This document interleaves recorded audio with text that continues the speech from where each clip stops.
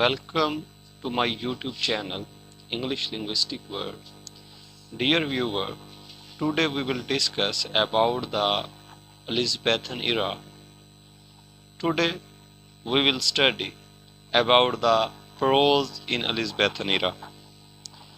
अगर हम Elizabethan as की बात की करें तो एलिज़ाबेथन एज को गोल्डन एज भी कहा गया है।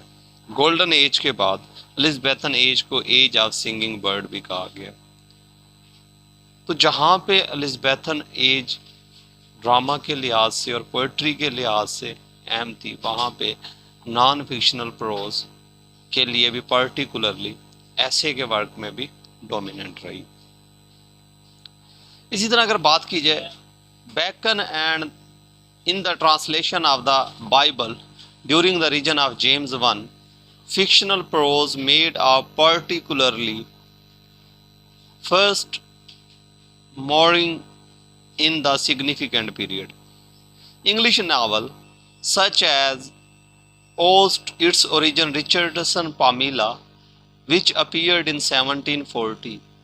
Having the requisites of the plot, characters of the novel has meager but insignificant beginning of the more utopia, Sydney or Sidia, etc. और अगर हम बात करें प्रोज की, prose during the era of Elizabethan era, तो prose writer में सबसे पहले अगर हम बात करेंगे सर थॉमस एलाइट की। सर थॉमस एलाइट 1531, तो sir Thomas Elyot author of the government of the England, the book of the fine spice man, of a perfect combination between matter and manner. उसके बाद अगर हम second की बात करें तो सेकंड था Thomas Wilson 1553. Thomas Wilson, his main work was art of rhetoric. In his book he recommends the purity and simplicity of the language. उसके बाद हम अगर बात करें रॉजर एचसम की, Roger एचसम 1515 and 1568. Roger Ascham, the pioneer of Elizabethan prose, was Roger Ascham. His two chief works was the Texophilus 1545, a treatise in the dialogue on archery. His subsequent work, The Schoolmaster 1570, was an educational work encompassing some ideas that were then fairly new and enlightened. Ascham was a mediocre literary talent but was very industrious and boundlessly about learning. उसके बाद अगर हम next बात करें third की, fourth की, तो fourth पे रिचर्डसन हॉकर्ड. अगर रिचर्डसन हॉकर्ड की बात करें, Richard हॉकर्ड was renowned of his work of the laws of the aesthetical polity, on which work arduously during the significant period of his life. अगर हम इसकी बात करें तो इसकी जो पहली 4 बुक्स थी वो 1594 में इशूड हुई थी. He finished one more, through the remaining 3 were published under the name of after his death. उसके बाद इसकी जो 3 थी इसी के नेम से इसकी डेथ के बाद पब्लिश हुई हैं. उसके बाद अगर हम बात करें सर थॉमस अवरब्योरी की, तो sir Thomas was typical Elizabethan prose writer. He is remarkable for the series of characters in 1640. Although he is probably not the author of all of them, based on the ancient Greek work of the Theophrastus, the book contains several concise character sketches of the well-known types such as milkmaid, a pedant, a franklin, and effects of travel. Drawn from the point of view they are concise and full of conceits and wits. अगर हम इसकी बात करें तो importance की, कि ये कैसे इम्पोर्टेंस था, तो इसके 3 फीचर्स आते हैं. There are crucial development of the pamphlet that so common at that time. अगर हम सेकंड की बात करें, they are another phase of the humour craze seen strongly in Ben Jonson. और थर्ड की बात करें तो contribute immensely to the growth of an essay. उसके बाद बात करते हैं आप सिक्स ऑथर की, रॉबर्ट बर्टन की। तो Robert Burton occupies a high position in English literature for his famous work The Anatomy of Melancholy 1621। Robert Burton का अहम वर्क क्या था, एनाटमी ऑफ मेलंकली इन 1621। तो इसमें बेसिकली मेलंकली को स्टडी किया था। और अगर हम बात करें इसके वर्क की, तो इसका work immensely fascinates many scholarly mind like doctor Johnson and Charles lamb.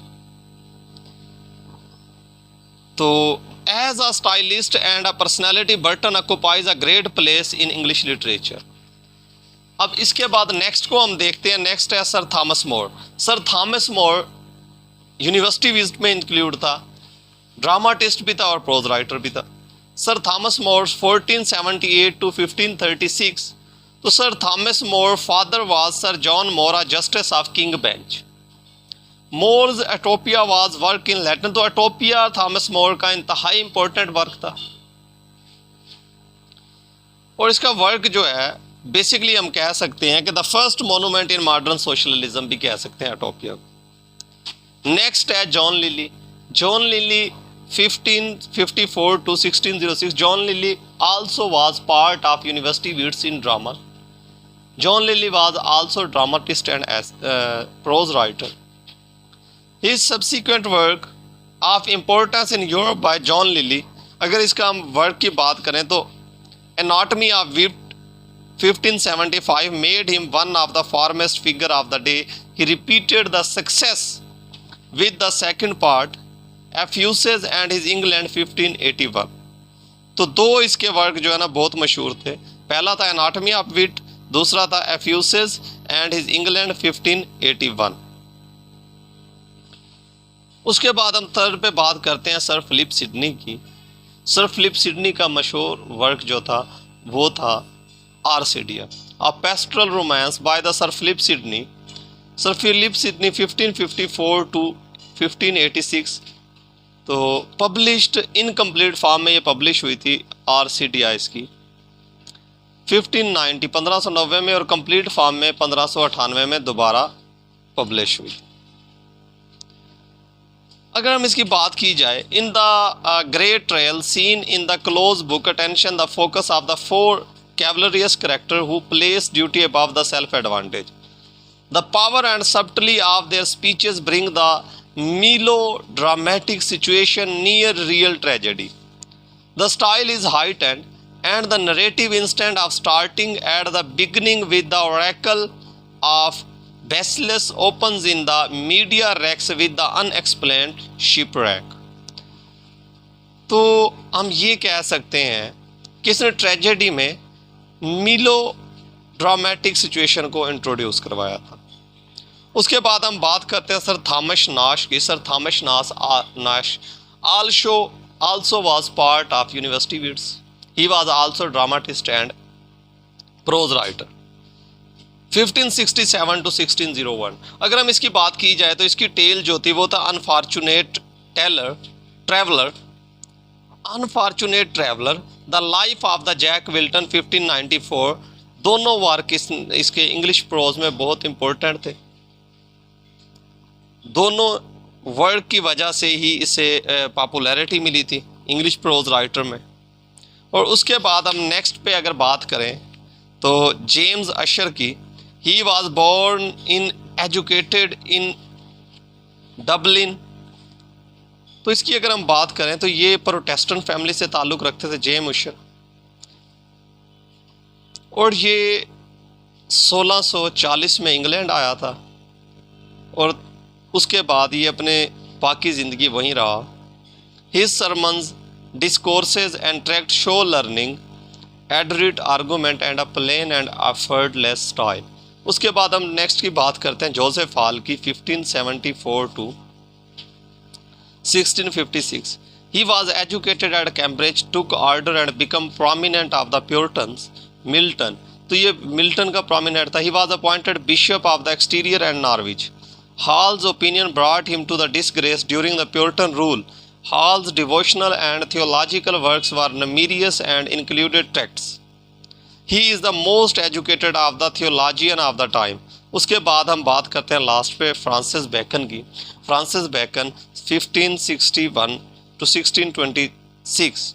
The New Atlantics, which has left unfinished at his death and published in 1627. 1626 में इसकी डेथ हो गई थी और 1627 में इसका वर्क पब्लिश हुआ था.